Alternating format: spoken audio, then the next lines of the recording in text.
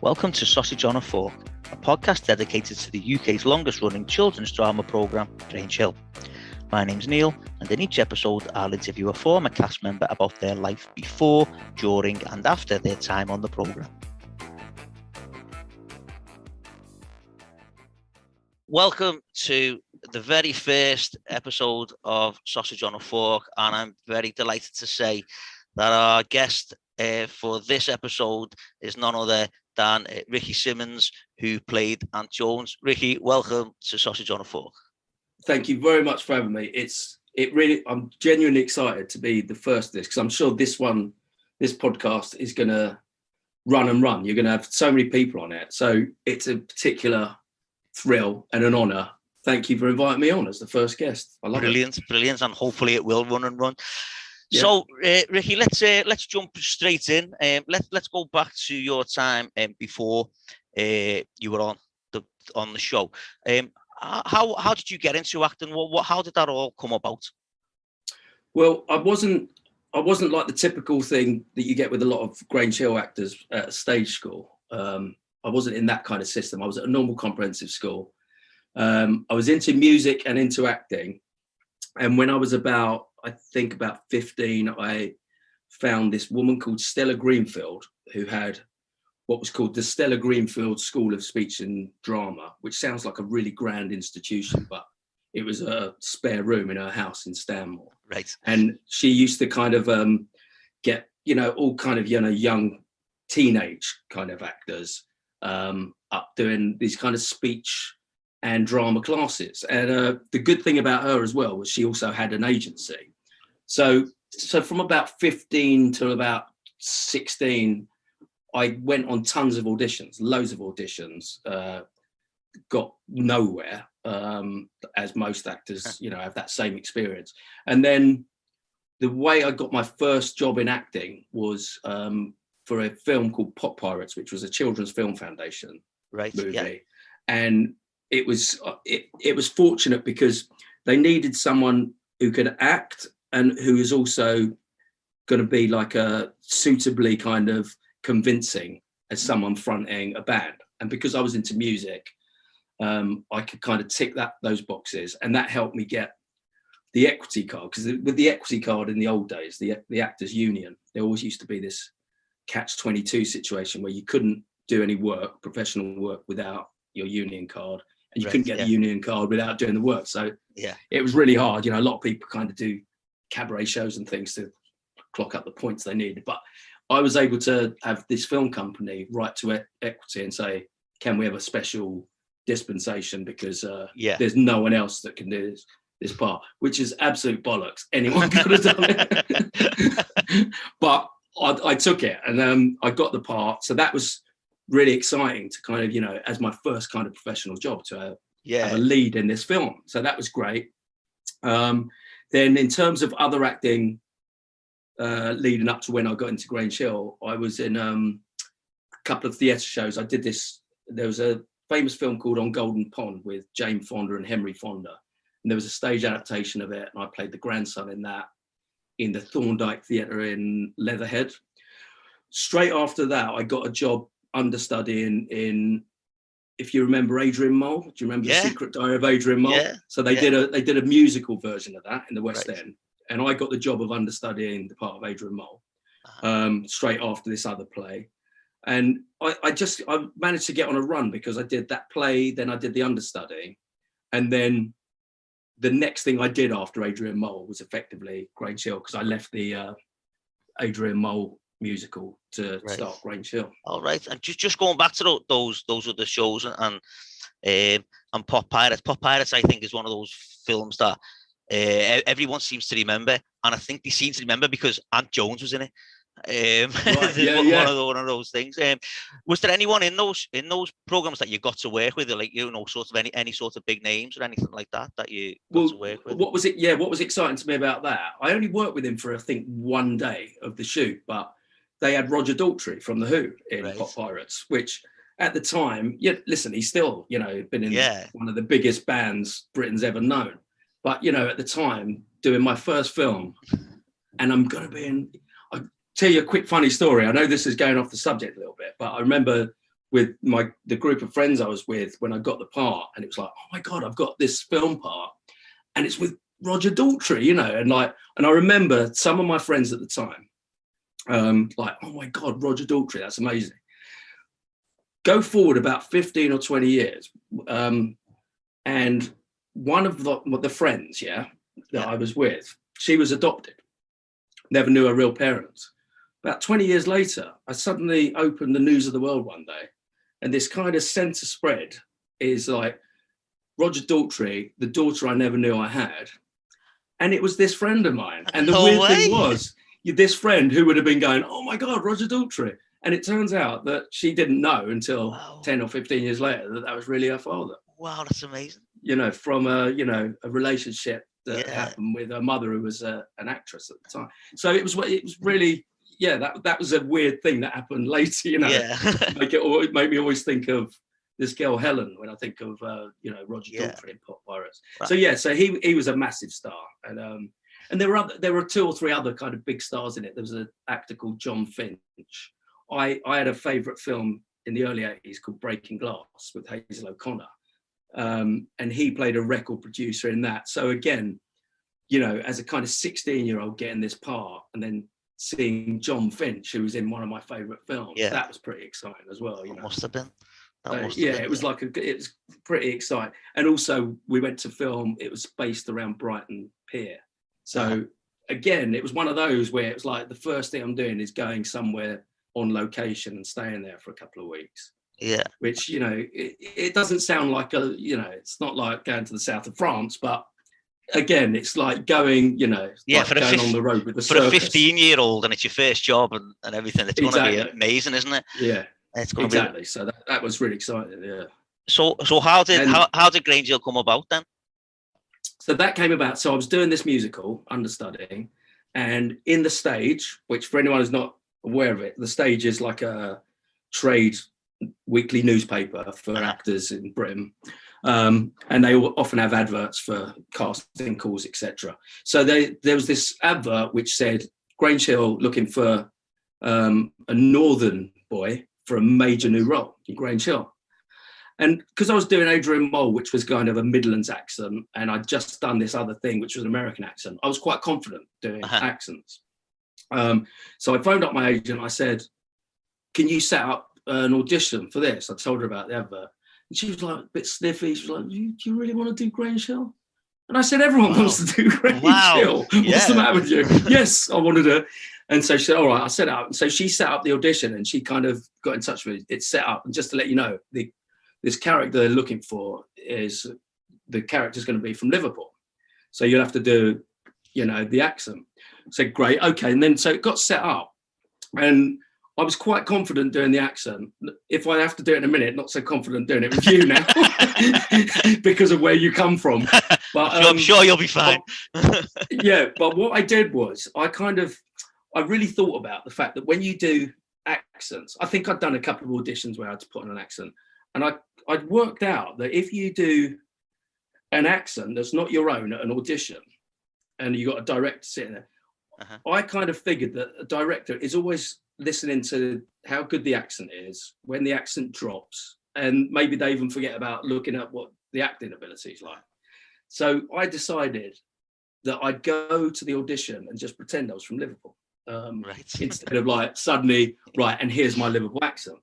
So I did that, and I did it right from the word go. I went to the Elstree BBC studios. Right from the moment I went up to the security guard at the gate. Right, okay. And again, excuse the accent now, but I promise you it was good at the time. You know, I don't do much acting anymore. So, you know, so I kind of went again. By the way, I really can't wait to hear this. I've got to say that, like, so. I've built it out bad level. Anyway, I promise it was good, but I kind of went up to the security guard and said, all right, is this where the Grange Hill auditions are? Ricky Simmonds for the Grange Hill. So it's that kind of thing. And then I went in, kept the accent for the reception, and just stayed in this accent. And I went in, they gave me a 2-page thing, which was the part of Ziggy. Went in and read. And I kind of felt like, you know, sometimes, you know, when you feel like, okay, I've done that quite well. So I felt pretty good. And they said to me, it was the producer and director, and they said, you know, that was going to be really honest with you. That was great. but it's such a shame because, you know, this role, you just look a couple of years too old for it. But that was a really good reading, though. Yeah. You know, have you done anything else? And still staying in the accent now, I was like, yeah well, I'm in Adrian Mole at the moment in the West End, and last year I did a film where I played the Cockney guitarist with Roger Daltrey, and then they interrupted me and they said, "What, you can do a Cockney accent?" And I said, "Oh yeah, that's no problem." And they went, "Oh, actually, there's this other part. Would you mind reading, like doing like a London accent then?" I said, "Yeah, no sweat, all right." And then they gave me this couple of pages and went outside the room, looked at it, came back in, and they said, "Okay, whenever you're ready." And I said, all right. And then I went, "Leave it out, Georgina, Bronson's on my back," whatever it was. and I could see, like, out the corner of my eye, them looking, going, "Fucking hell, he's got a good London accent." And then came to the end of that, and they said, that was a very good London accent. I said, "Thanks a lot." And they said, "All right, thanks very much." And then I left. I thought, okay, I got away with that, I think.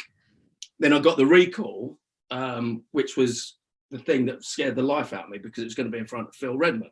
And for anyone who kind of knows the programme will know well that Phil Redmond's not just the creator, but he's from Liverpool. Yeah.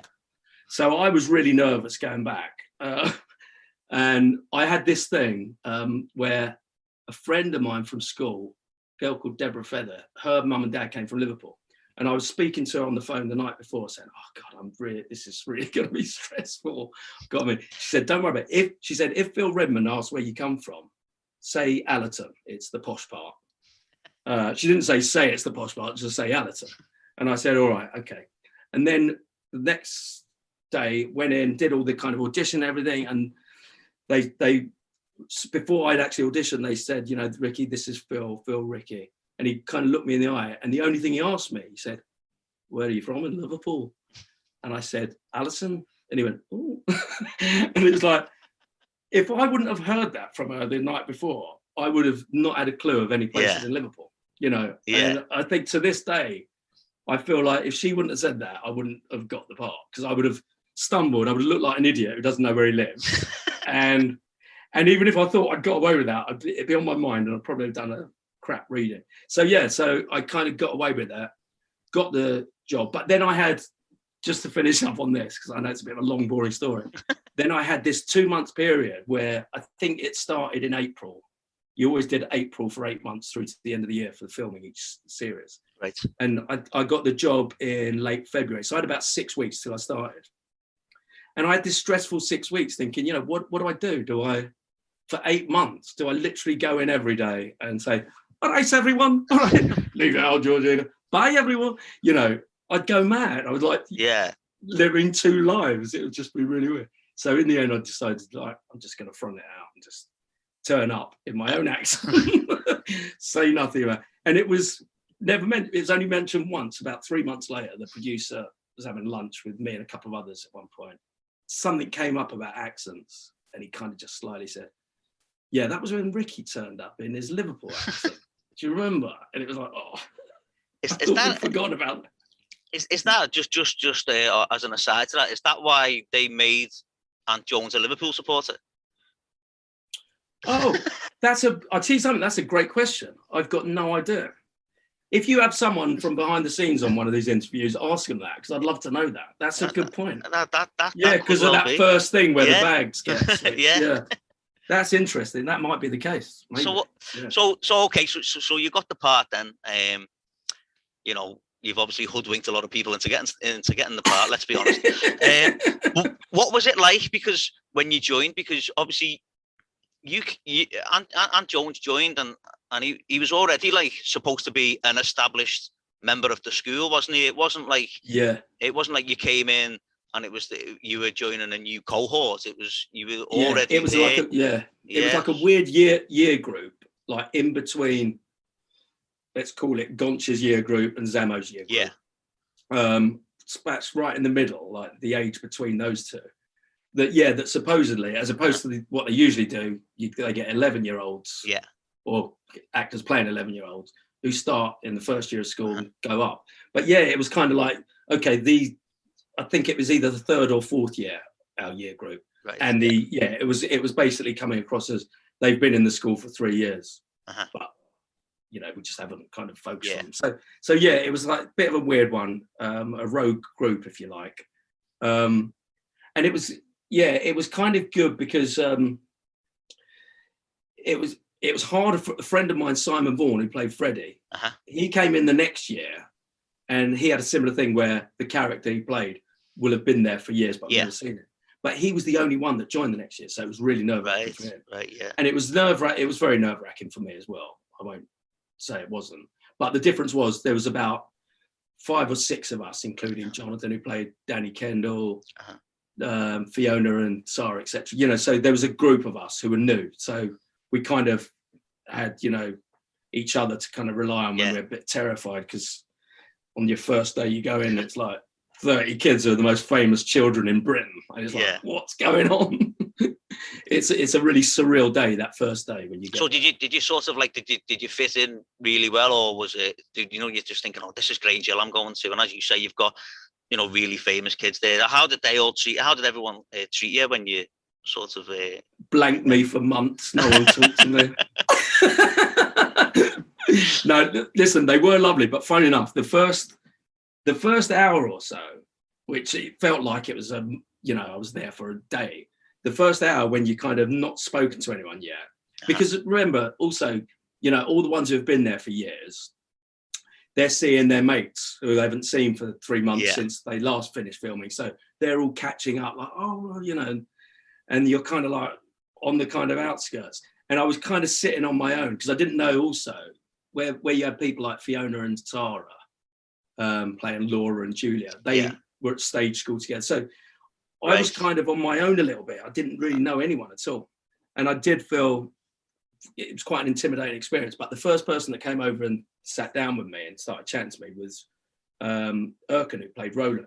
Right. And I always appreciate it, because he was always, and he's like that. He's such a nice guy, But, spotting that someone needs to be made to feel welcome. Yeah, no, that's good to have someone like that, isn't it? Exactly. So he kind of made it a little bit easier, and then after that, once you start getting to know everyone, genuinely, all really good people, apart from 1 or 2 that I won't mention. Well, you can tell me that when we stop the recording. That's not a problem there. Exactly. Yeah.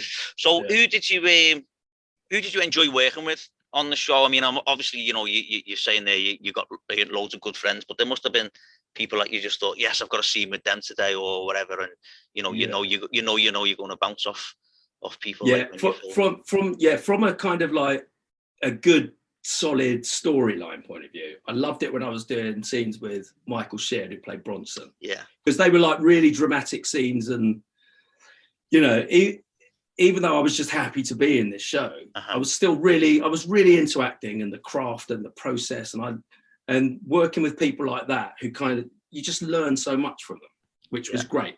So I really look forward to doing that, but on a kind of more of a kind of fun, if you like, enjoyable level. People like George, who played Ziggy. Yeah, I loved it and hated it when I got scenes with him because he just used to crack me up. I'd still say to this day, he's probably one of the 5 funniest people I've ever met in my life. Right. Wow. Yeah. Yeah. I mean, he's at number 5, by the way. I don't want him to get a big head. It doesn't get much higher. What I've heard and seen and read about him is that he was really professional in that he would learn all his lines. He would rehearse perfectly, but when it came to filming, he was completely different, and he'd go off on tangents, and he would just improvise. And he did.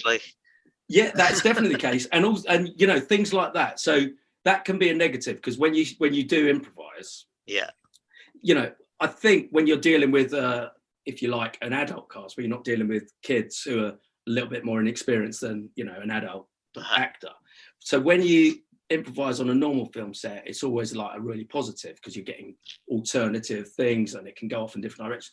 But the problem was, because he was so good at doing that, but sometimes with the other actors who might be a couple of years younger than him and not that kind of on the ball to kind of react to a totally new line, they just laugh, because he'd come up with funny stuff, and and so he got this reputation, as well as kind of coming out with these blindingly funny lines, some of which kind of stayed in, which they were happy to keep in, but would just make you laugh. But he cracked me up with, I had the one scene where I just felt really unprofessional because I think it was something like about 15 or 16 takes they did. Wow. Yeah, it was just me and him, and like he'd done his bit, and they had the camera on him. Then they turned the camera around to do my close up, and he's standing behind the camera.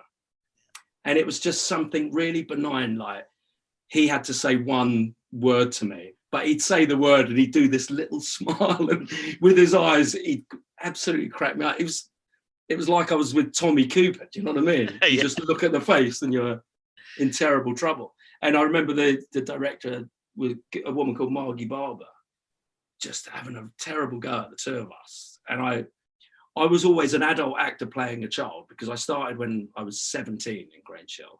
So even though I was playing like a 14-year-old, I was always kind of in that no man's land between the adult teacher actors and the others, because I didn't have to do what they did, go through all the tuition and stuff. So I kind of never really felt like a kid, but I felt like a naughty 11-year-old that day, because it was like, you've got to get it together. We're running out of time. And I just kept pissing myself laughing. So he was dangerous with that, but he was such a funny boy. Especially when, as well, the scenes that you tended to have with him were quite serious as well. You know, some of the things that, you know, when you were at St. Joseph's and there'd been the football match and you'd injured him and all that, and I can imagine that you're trying to film a serious scene, and we were supposed to have beef with each other, as the children would say these days. That's true. I'd forgotten about that. That's a good point, because when we're kind of at each other as characters, there's no room for smiling and having a laugh. Where if it's a bit of a knockabout scene between two mates getting on, you might get away with a little giggle within the script. But you're completely right. That's why, I couldn't even have a half smile, because I'm supposed to be in a mood with him. He was wonderful to work with, but a bit of a nightmare. Other people to work with, I mean, I don't remember specifics much, but I did love I loved it when we did those kind of sequences, like a fun run or a cricket match, where you have the whole cast there for the whole day. Because, one of the things about doing Grange Hill is you kind of, on a normal day, you might have 2 scenes, 3 scenes, at the most 4 scenes. And it might be one scene with a teacher in a corridor, another scene with another teacher coming out of a classroom, one scene with a couple of pupils. But then you wouldn't see any of the other cast, that whole day. Sometimes. So when it was like these big set piece kind of sequences, fun runs, cricket matches or parties, whatever they were, that was great fun, because you'd just be hanging out with everyone for the whole day. And it was just a good laugh. A good place to kind of terrorize everyone. So, I mean, you've touched on this already as well, but who were you sort of closest to on the set? Who was like your best friends, if you like, while you were there? Okay, so I would say closest to, I mean, probably the ones that I kind of remained friendly with for the longest time. So there's a kind of small group who I've, there's others that I'm in and out of touch with, but it's definitely Erkin. And I've always remained very close to him. George, who played Ziggy. When Simon joined, who played Freddie Mannering, we became really close, and we still are to this day. I was his best man at his wedding. Oh, wow. Absolutely slated him, as you kind of expect. Well, yeah, I'd also, yeah, exactly. So, and then I did mention them before, but Fiona and Sarah, who played Laura and Julia, again, really close with them. I managed to buy a flat at a young age because of, doing stuff like Grange Hill, which I was really fortunate with. And Simon became my lodger. And a lot of the time Sarah and Fiona were always kind of hanging around with us when we kind of moved into that flat. So, that was great. And people like Lisa York, who played Julie, I always got on really well with her, remained close with her. I'm probably leaving out other people only because I'm very old and have memory problems, but there were probably many more, but they're the kind of handful or so who I've probably just in terms of over the years who I've remained close with, who were, and it comes from that getting on really well with them at the time. Yeah. And what was it? So what was it like having Simon as a lodger then? Challenging, although very good cook. Really? I've always been very bad. Honestly, you know, fried breakfasts, good lunches, dinner. You know, he always cooked really well. You know, and was don't that know where he got that from. Was that when you were on the show, or when you'd finished? It was because I did 2 years. It probably started halfway through the second year. Right. So a lot of the time where he was the lodger, I'd already left, and he was still kind of doing another year or two. So it was like a crossover period. Yeah. Cool. Okay. And when you were on the show, what were your sort of, you know, did you have any like favorite episodes or storylines or anything that you were involved with? Because you, as you just said there, you were there 2 years, but you crammed a lot into those 2 years. I think Aunt Jones was really sort of significant in those 2 years. It was quite a strong character in those 2 years. I was lucky to have really good storylines, because sometimes you know, you can be unlucky and it's like you just get scenes where it's like you're hiding the donkey from the caretaker or something.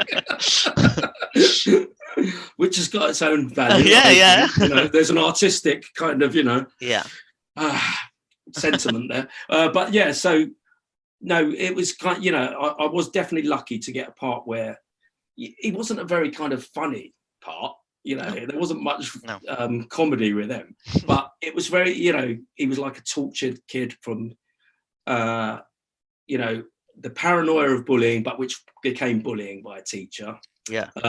Whether he's reacting too much to it, who knows? But so that, you know, and a girlfriend at school where there's complications there, because at one point, I mean, I'm just in my kind of fading memory of it, I think he's kind of accused of, you know, being a little bit too affectionate on the school grounds when he's only kind of consoling his girlfriend. So there's all that kind of stuff going on.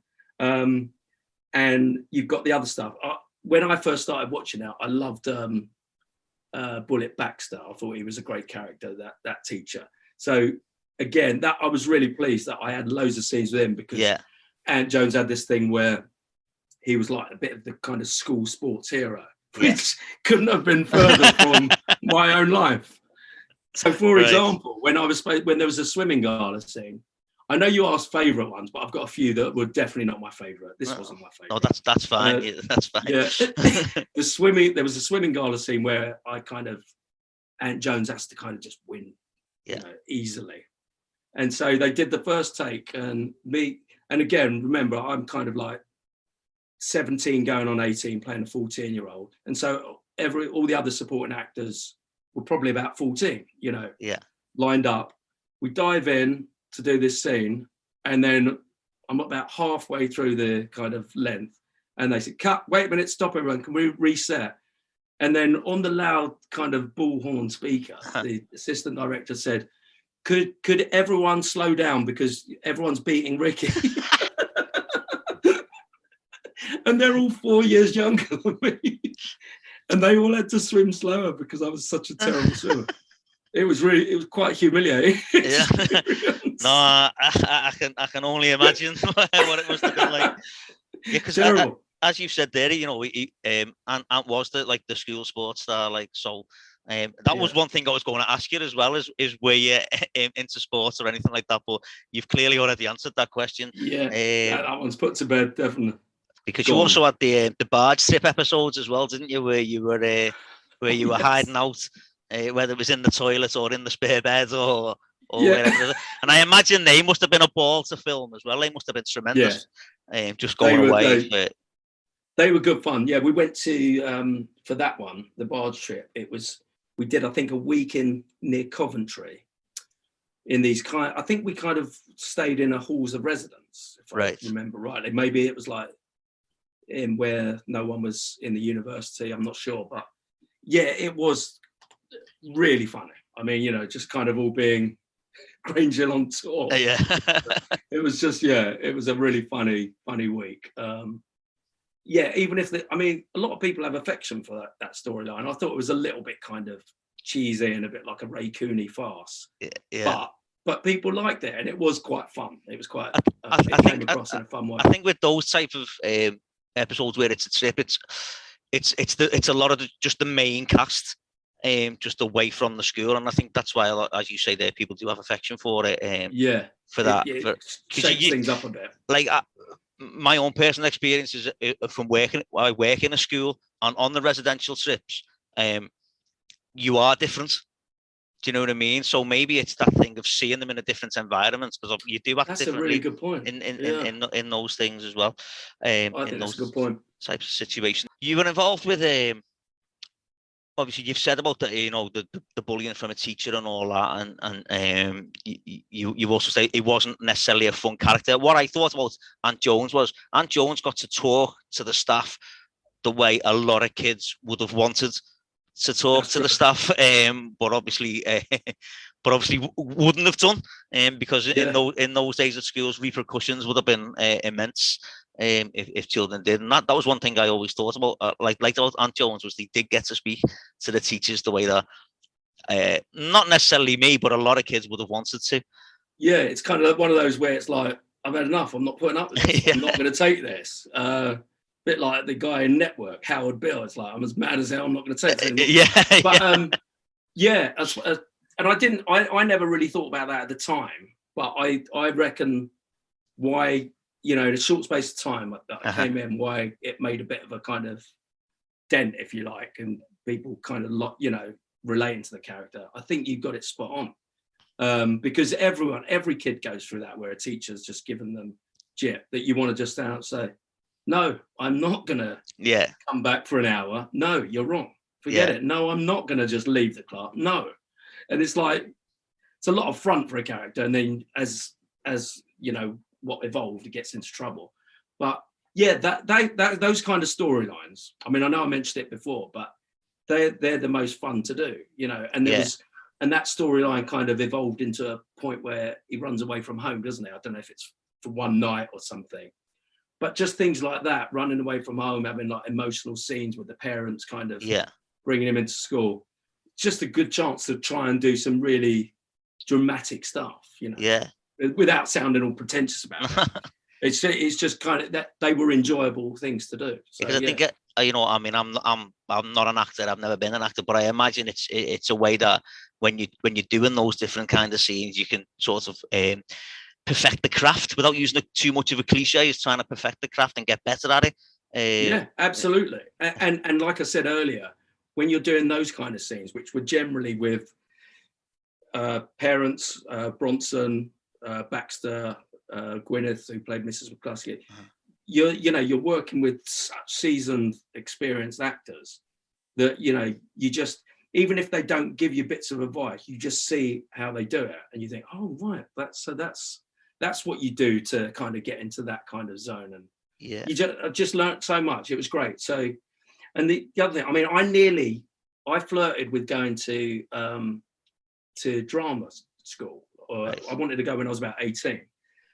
And funny enough, when I did that play I was talking about on Golden Pond, the woman in that who played my grandmother, she was really famous at the time. There was a show called Tenko, which was about Japanese war. And she played the nun, Sister Ulrika, I think her name was.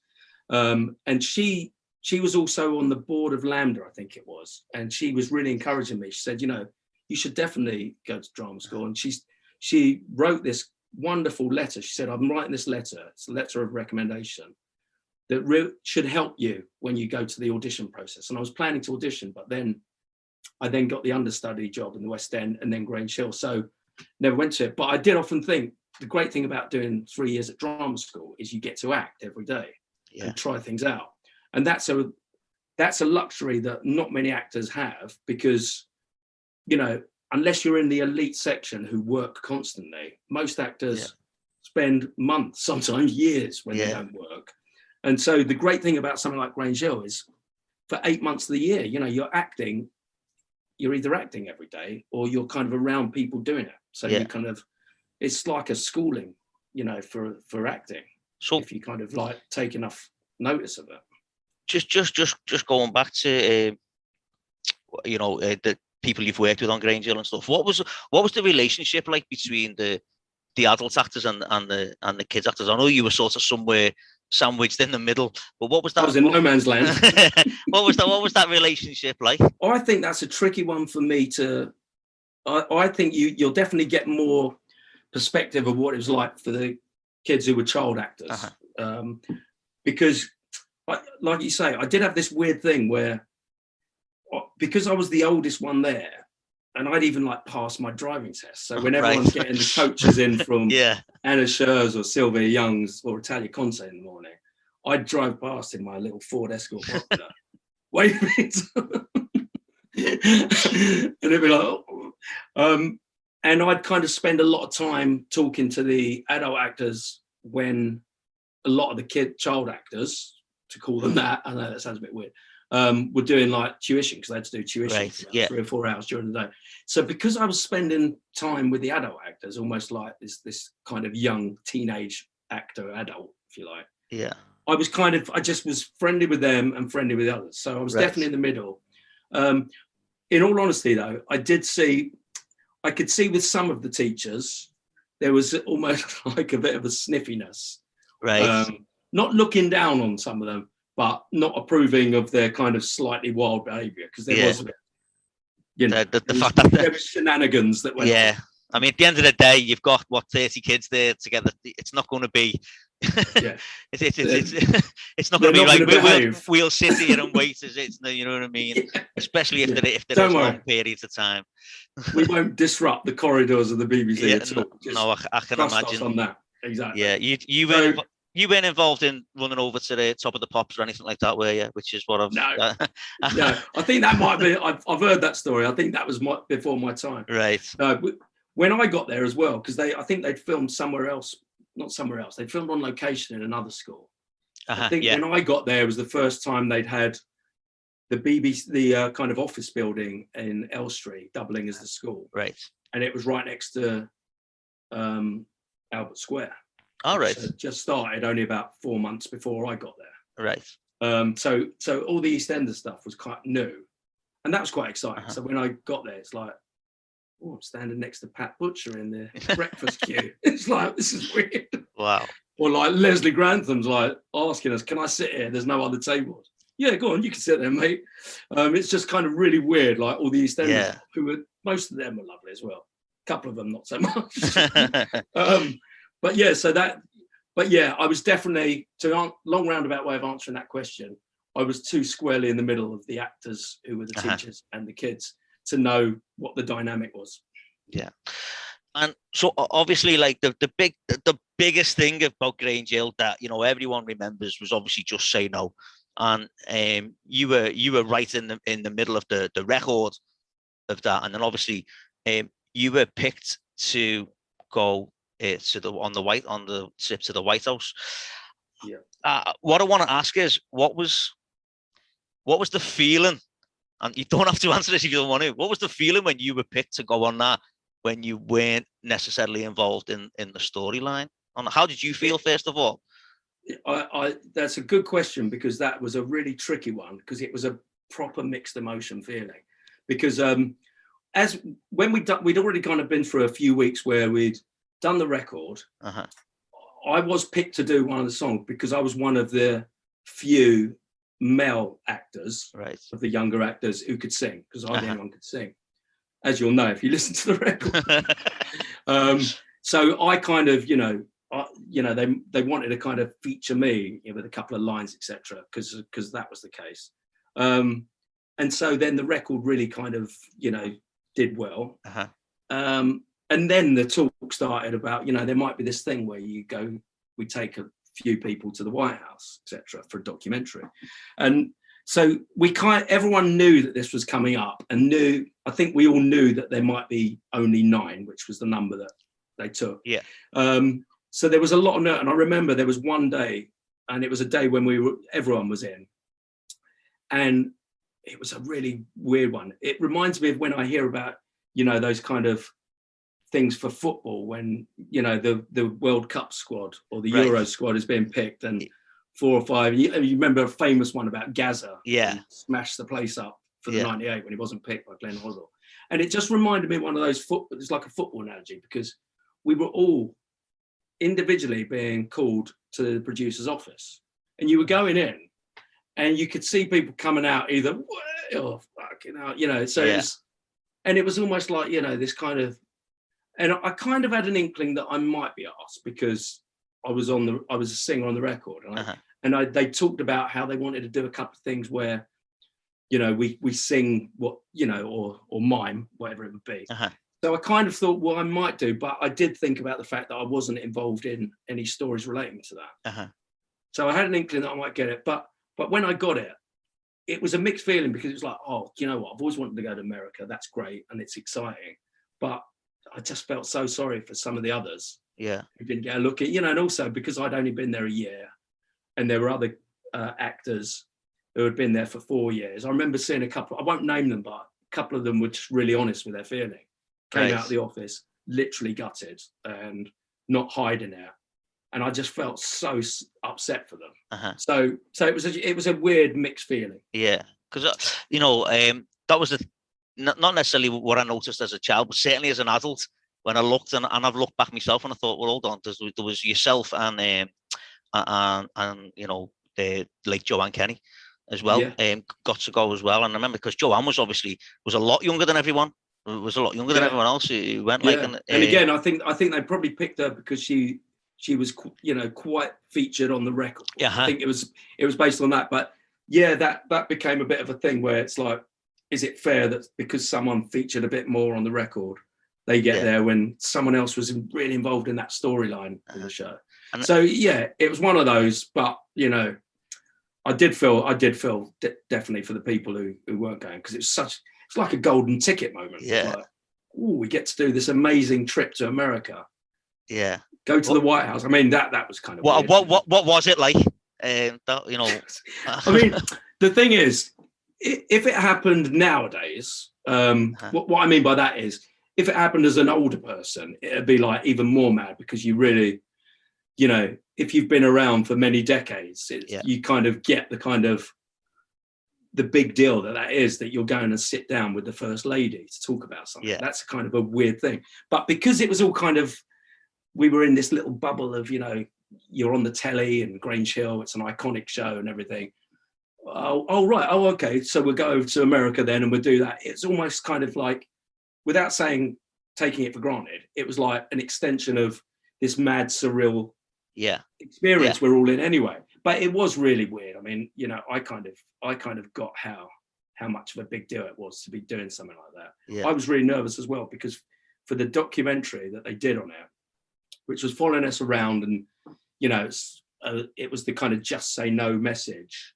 But they'd asked all 9 of us to ask Nancy Reagan a question about drugs. Oh, right, okay. And I was just really kind of, and I even at the time I was thinking, you know, what the fuck do we know about this? You know, we're asking her about. Anyway, so I had my question ready, but I was really nervous. And then it was a bit of a lame question, I think. It was something like, do you think there's a difference between the drug problem in the United States and the drug problem in Britain? And I thought, that's a good one. I can say it, I'll get that out, and she'll kind of do her answer, and I can just nod along like I'm making, you know, a serious documentary. So I asked her the question, do you think there's a difference? What's the difference? And she just looked at me and she said, well, what do you think? And I didn't have an answer ready. it was one of those. It's like, and I was like, interest, it's hard to say, and it was just like this waffly moment. And then I spent 6 days panicking for the rest of the trip, thinking, oh God, I hope they don't put that in the documentary. I just look like biggest fool. So that was the kind of, if you like, that was the only stressful thing for me about it, that we had to kind of engage with her. But again, it was brilliant. I was a little bit jealous of Melissa, who, when we were asked, you know, when it was all over and we met Nancy Reagan, and then we were getting ready to leave, they were in a rush to kind of, they had some other people come in and say, okay, can we get her? And she said, can I just go to the loo? And we were all a bit like, oh, come on, why don't you do it when we get back to the hotel? We're back at the hotel in 5 minutes. And she kind of held everyone up.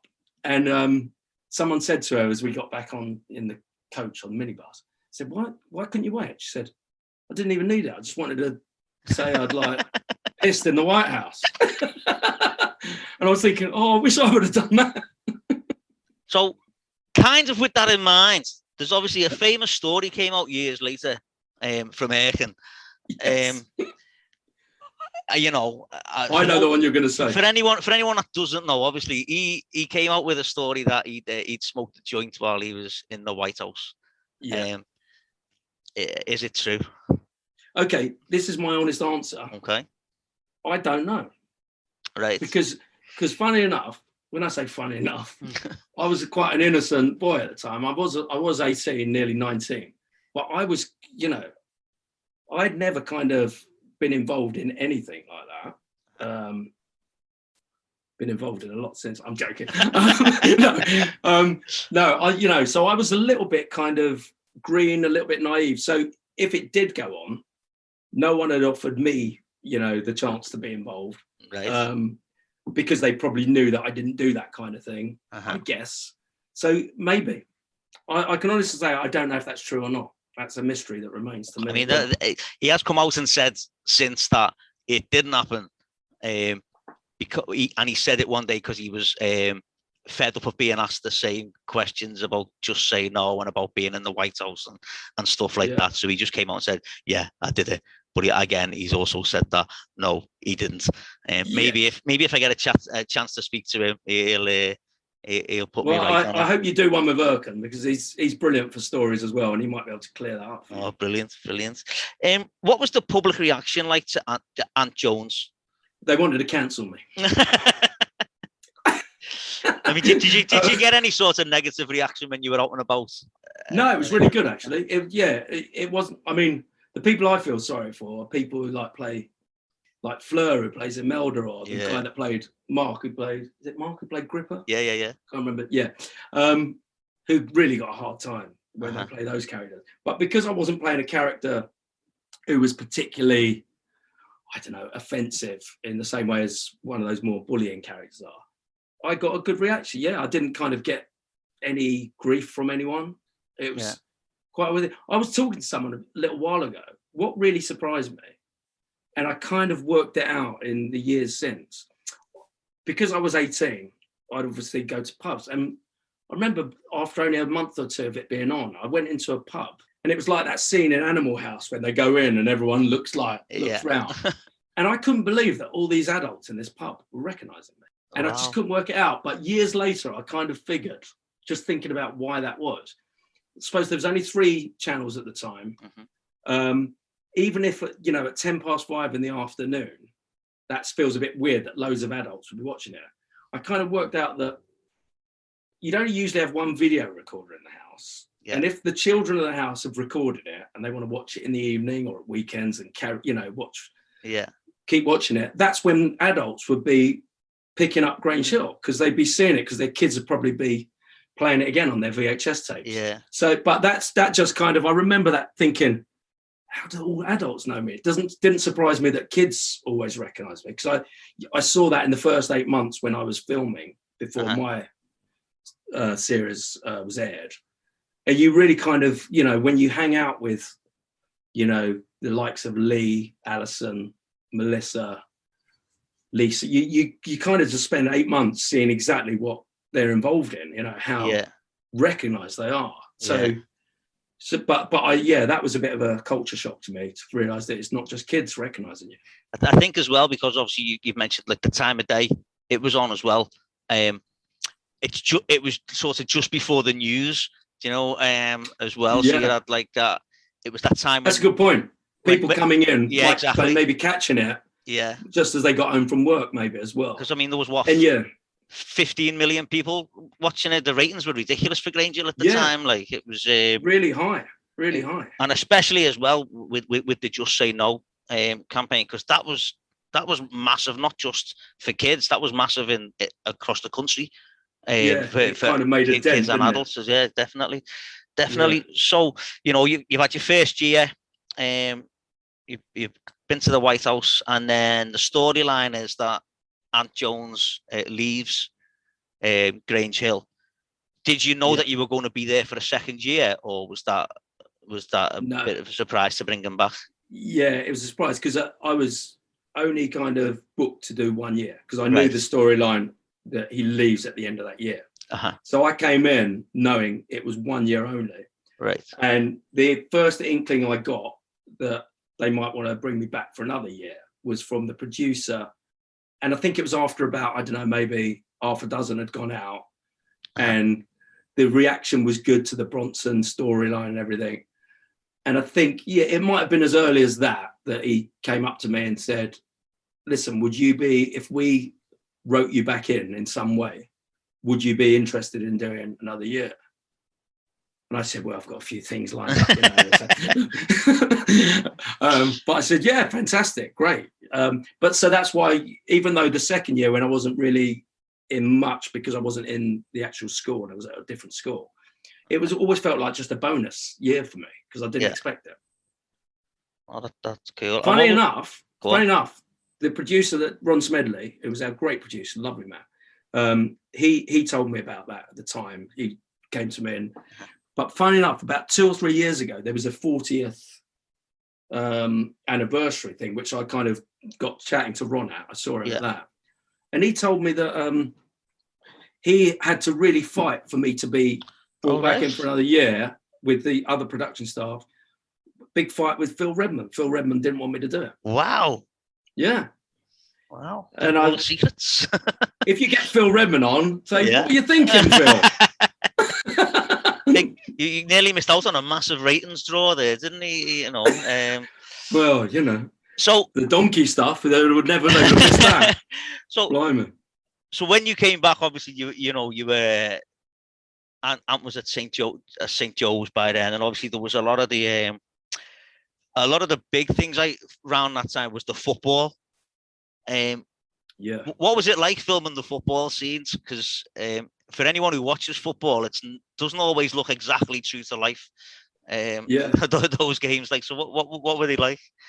Well, that was definitely, for me, that was definitely more fun doing those swimming scenes, for example. Right. Because even though I wasn't great, I used to enjoy playing football.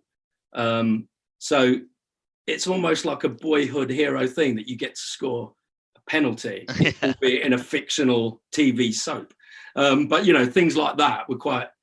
And also, I kind of surprised myself because I thought, I'm just going to embarrass myself when I do a penalty. Right, okay. I'm going to do a Stuart Pearce or something. But I kind of really did, I placed it brilliantly. I was like... So it was like one of those, got it in one. So things like that. Celebrated like it was the cup final. Exactly, yeah. So that was all a little bit thrilling in that way, that it's like fulfilling kind of some kind of weird fantasy, scoring a penalty on TV. Yeah. But not and how did he do that? Did he do that through several takes? Is that how it's done, or is it just a case of, there you go, lads, go and play football and see what happens? Yeah. But when there's something in the script where it's like Ant scores the penalty, so that they kind of set up the thing, and again, like I said, you feel like it's going to be loads of takes, but got it in the first one, did another one, got it. I think I missed one, so that's about 3 or 4. But some of the other stuff, if I remember rightly, it is just a little bit of, we'll film you playing, and then we'll use footage of that, and then if there's I think there was a tackle, wasn't there, with George on his character. Things like that, you have to kind of make sure you kind of hit the right marks. And that was a shocking challenge, that as well, by the way. Do you know what? I've watched. I told you I was crap at football. Obviously, I've watched that a few times, and as an adult, you watch it and you think, where does he actually make any contact with him? But yeah, because that was the thing then. Because then that obviously led then to, Ant trying to get back in and trying to get back in with his mates. That's right. That. Funny enough, just to mention one other thing about football, one massive regret I've got in my life, I'll quickly tell you, is they used to have, probably still do, but they used to have like these kind of celebrity football teams where they do 5-a-sides for charity. And I did a couple where you'd have like some of the EastEnders mob, some of the Brookside mob, and there'd be like a lot of the soap stars, and some of the Grange Hill actors would be asked to do them. So I'd done 2 or 3 of these. I was really crap. So, I was happy not to get asked too much because I thought I embarrassed myself for a couple of them.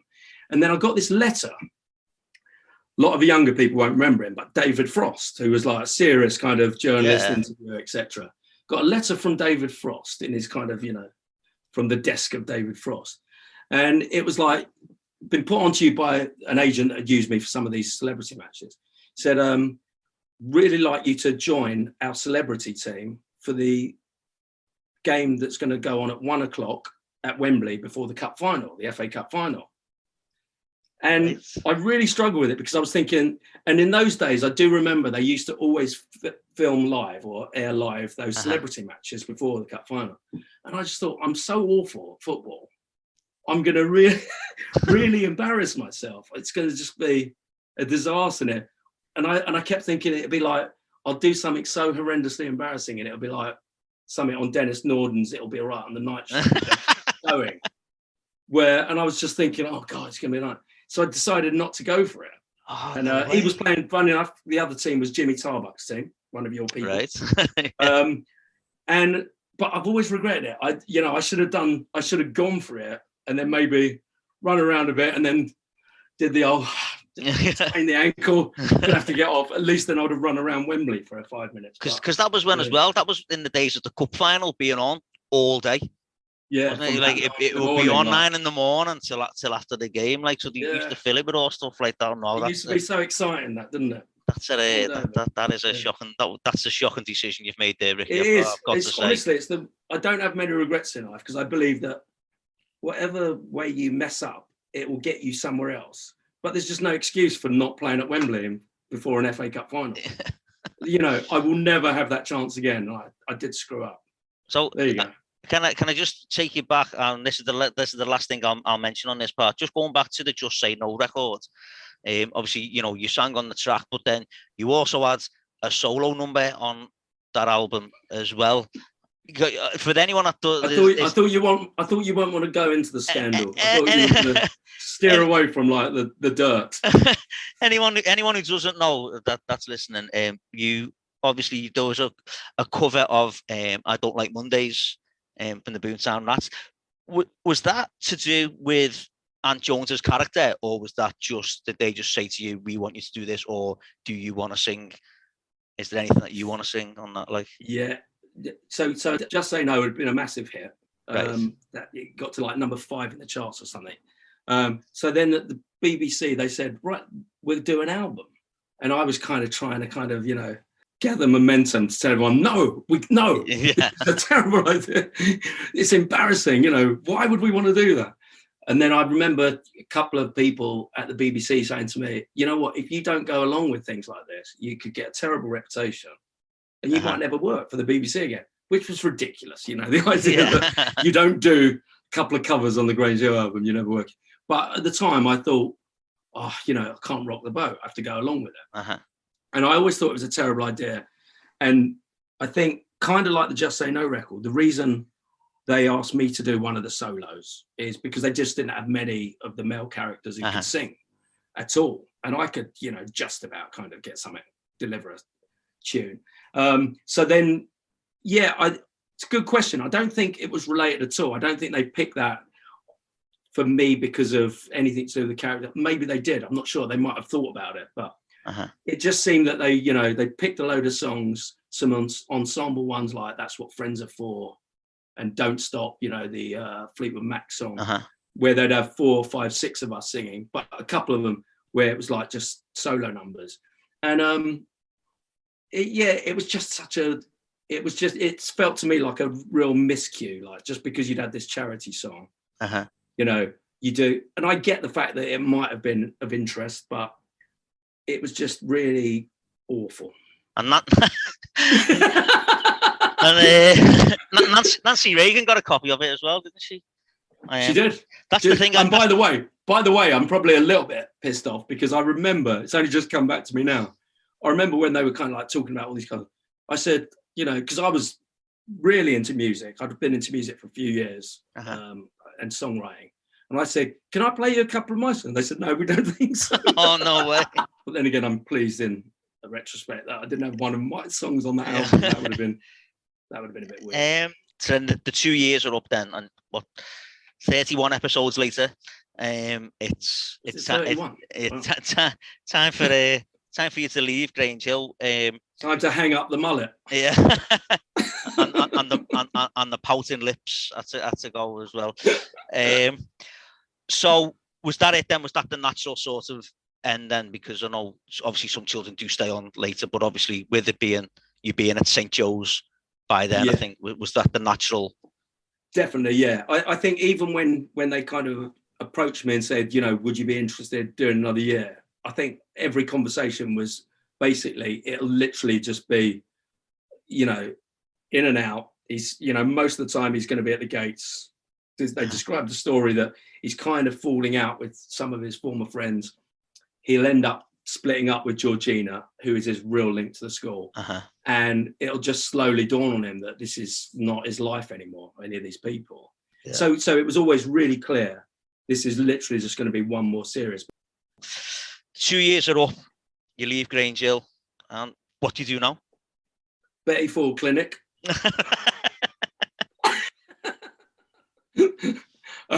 No, what did I do? So basically, I'd had this kind of twin track where I did a couple of little acting jobs, but I was really into music by then. So I did spend probably about a year, 18 months after I'd left Grange Hill doing a few little bit parts, nothing too significant, but then I did end up making the decision. By that point, I was in a band, which was my brother's band I joined, and we were really taking the band seriously, rehearsing 5 days a week, writing 5 days a week. And I kind of just looked at what I was doing and I thought, I don't want to be kind of going into town for auditions all the time. And, I felt like I needed to commit to one or the other. There's loads of people who can juggle both kind of paths, but I just didn't feel I was doing either of them justice, and I wanted to choose. And I've always loved acting, but I preferred music. So if it's a choice, music kind of wins out, even though I had a lot of affection for the time I acted. So that's kind of where I ended up. Yeah. So then was the Space Brothers sort of straight away, or was that was a bit later? Right. Just to kind of just give you how it kind of came about. So I joined this band, which was my brother's band called Protocol, which I think was in my second year of Grange Hill. So I was doing that at the same time. We went through, over about 2 or 3 years, we went through loads of we did get a record deal when I was 19, put out one record, which was so awful that it flopped. That's a shocker. No, it wasn't a great song. But then we went through kind of few lineup changes where different people would be joining, genre changes as well. What sort of genre were you doing at the time? So we went through a few different things. So the first record we put out was produced by a guy who what were they called? There was a song called For America, for the very, very young and the very, very old. Redbox. Thank you. Yeah. So their producer produced this track, and it's probably his production more than anything that made it sound a bit like Redbox. So we were kind of a bit of a poppy type of thing with a bit of a rock kind of undertone. But so that's where we were then. And over a 2 or 3 year period where we were doing this band, it kind of went through different stages. There were one stage we were really heavy rock. Right.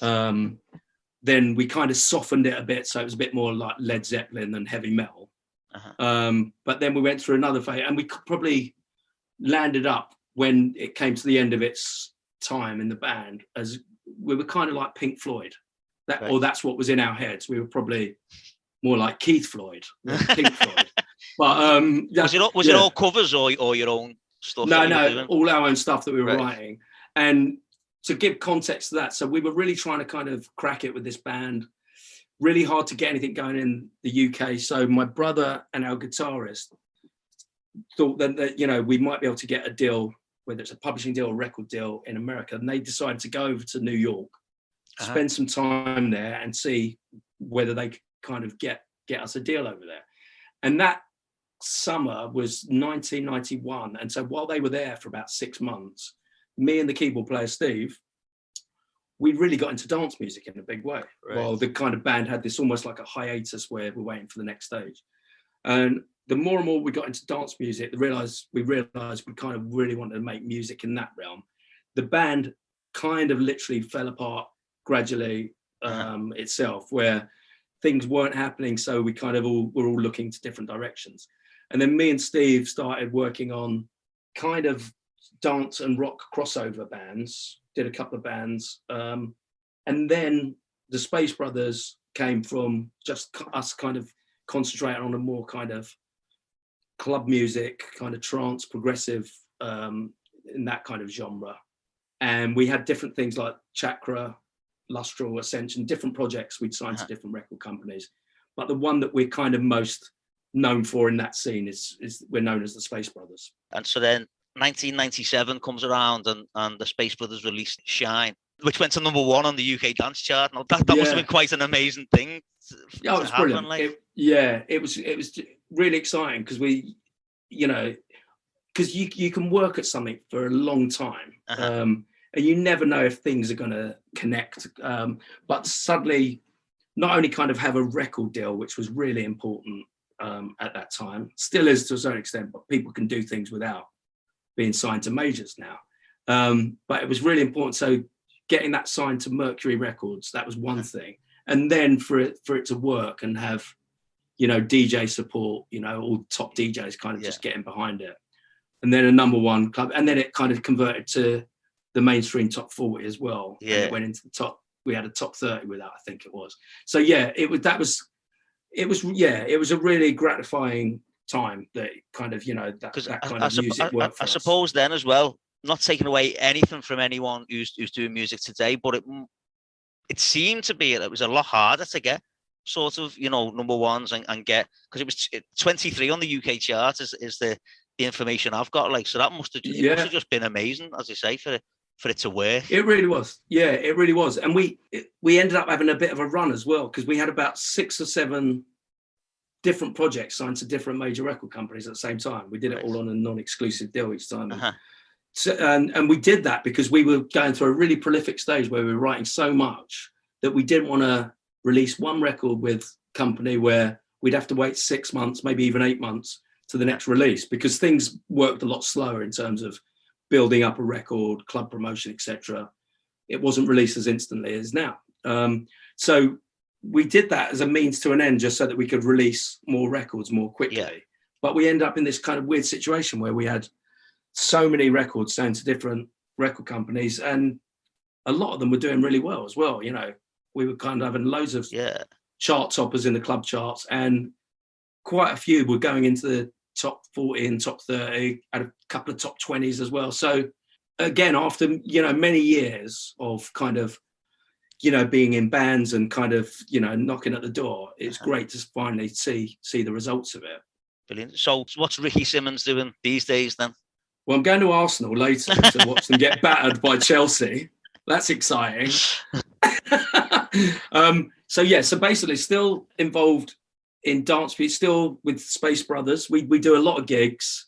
Obviously, haven't done many during the last 18 months because of where we are in the world. Funny enough, next year, 2022, we do a lot of work with a record company called Armada, who release a lot of our stuff. Right. And there's going to be a kind of a special 25th anniversary thing where we're having a lot of the stuff we've done remixed by different current artists. And also we've got a new album, which sounds old-fashioned nowadays because people don't make albums anymore. But we've got about a dozen songs that will kind of make up an album that we're going to release next year as well. So that's pretty busy. But I've got this weird other, when I say weird, that's probably putting it down a little bit, this weird other detour that I've taken, where with Simon Vaughan, who played Freddie Mannering, who I mentioned earlier, about 2 or 3 years ago, we kind of formed a company to start developing British musicals. All right. Because we dabbled some years ago, when we first, shared a flat all those years ago, we were dabbling with ideas to kind of put together a musical. Never came to much, but then, just recently, in recent years, we thought, let's have a crack at, trying to finish off a couple of these musicals we once kind of came up with as ideas and developing a few more. So I'm quite heavily involved working on musicals that the roster with varying stages of development. But the first one, if I'm going to do a plug, I'd say the first one, which will probably be out and staged sometime in 2022, is about the Italian Prime Minister Silvio Berlusconi, who's kind of like the forerunner of the current Trump, Johnson, Hungarian, Brazilian leaders that we've come to know as these kind of really far-right celebrity leaders, if you like, who are slightly divorced from truth. I can imagine there might be quite a bit to put into a musical there. But the funny thing is, when you look at characters like Trump or Johnson or these other ones I mentioned, if you look at the Silvio Berlusconi story, that started for him in politics, over 2 decades ago, it's almost like everyone you see nowadays, all these leaders, they kind of said, right, that's the playbook, right, I'll do that, I'll do that. And, it's almost like he wrote the kind of blueprint for the future leaders of the 21st century. So it's kind of, it's kind of like Evita on acid. That's how I'd describe it. Right, okay. Yeah. You're going to put that on the posters? Maybe I'll use that, actually. Yeah, probably kind of never get a punter in the theatre, but you got to go with your heart. So, so that's kind of an interesting thing. So I've got this kind of schizophrenic thing where sometimes dance music, sometimes musicals, which is kind of a weird thing. It's good to have fingers in a few pies sometimes. Absolutely, absolutely. Oh, that's cool. So okay then, just before we finish off, just a couple more questions going back to Grange Hill. Other than Aunt Jones, who is your favourite character on Grange Hill? I've got to say that's an easy one, because I was a fan of it from the word go when it started. Right. 1978, I think it was. And that first year group, Tucker was the hero. I thought he was just such a sensational character. I really related to him, as not necessarily to him, but I related to that year group quite well, because I started secondary school at my comprehensive in 1978. Right. It was almost like within a month or two of that going out on the air, I'd just started. So watching that year group grow up through 5 years of school, I was kind of, I was in a school at the same time. So apart from, just the obvious being this kind of brilliant TV show that every kid in Britain loved, I kind of felt a special kind of, resonance as well. So, and of all characters, I think he was one of the best, the originals, and still quite unbeatable. He was such a great character. I think as well, that was the whole thing with Grange Hill, which Phil Redmond wanted to get over, was the fact that not every school in Britain was like what people saw on the television at the time, which was all the Just William and Jolly Hockey Sticks and all that type of stuff. Yeah, we suddenly had characters and kids that we recognised, as opposed to those kind of ones you just mentioned. Completely. Yeah. Right. If you had been offered the chance to play another character, would it have been Tucker Jenkins? That's so hard, because I would have been far too young to play it. I would have been like 7 at the time or something. Well, no, I would have been 11. Yeah, actually, no, maybe you're right. Maybe I would have been the right age. If I was being offered any kind of pupil part, maybe it would have been Tucker, because that would have been just such a great role to play. Yeah. But I'd say, if you're asking me what role I'd play, if you'd like to have played any other character, which character would you have liked to have played? I think, put it this way, to make it kind of more logically plausible. Yeah. Let's pretend they're doing a remake of Grange Hill in years to come. So it's plausible that if I had the chance, I could play a character like Bronson. Oh, right, brilliant. I'd love to play. Yeah, if I was going to play any character, it'd be like that stern, affected, really pent up anger inside of, that British stiff upper lip monster. So if I was going to play anything, I think that would be fun to play. But if it was a pupil, probably Tucker. Brilliant. And then my last question is, why do you think then Grange Hill has sort of held this affection with people for so long? And why are people like me still talking about it? It's a good question, and I think, it's probably going to be quite a predictable answer, but I think there's two things. Nostalgia is an amazing thing. So when you kind of grow up with something, it's kind of like, you know, anything in your childhood.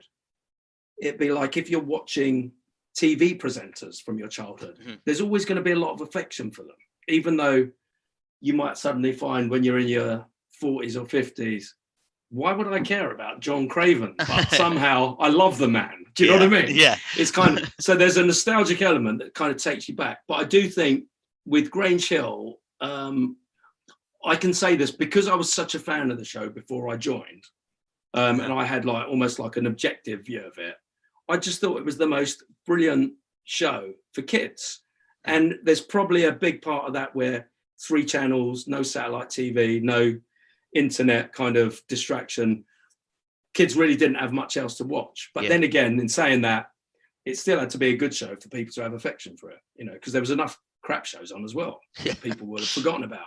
So I think it's about that. But I do think, you know, to credit Phil Redmond, you touched on that he was sick of seeing schools reflected that weren't realistic. Yeah. And I think he created something, a moment in time where that's exactly what people wanted. Funny enough, I'm working with a writer, a guy called Roy Williams, who, when me and Simon first started working with him and we got to talking about what we'd done before, he mentioned that as a black writer, or as a black person growing up in Britain in the 70s, Benny Green meant so much to him because he'd never seen a black face as a younger character on TV. And it was really touching because when he was talking about the fact that one of his plays he did at Hampstead Theatre, he did a dedication to Terry Sue Papp after he'd passed. And I know that's a slightly different thing, but I think in some ways, whether it was through race, through class, through just seeing the kind of topics that kids go through at the age of 11 upwards, whatever the thing was that you kind of related to, it almost felt like it was the first time it was being done within Grange Hill. So, you know, without being too pretentious and arsey about it, I do think it was groundbreaking at the time when Phil Redmond first came up with that in the late 70s. So I kind of think maybe that's the reason. Brilliant. Yeah. Brilliant. Right, Ricky, it's been an absolute pleasure. Thanks for being the me guinea pig, if you like, on the first episode. And, I'm the pioneer. I'm breaking ground. Now, listen, also, thanks for having me. I really appreciate it. And it's great to talk about this before I lose my memory completely and I forget it. So you give me the opportunity to get it all out before I completely forget. It's been really, really good and really, really interesting as well. So thank you very much. So for those of you that are listening, thanks for listening, and we'll speak to you next time.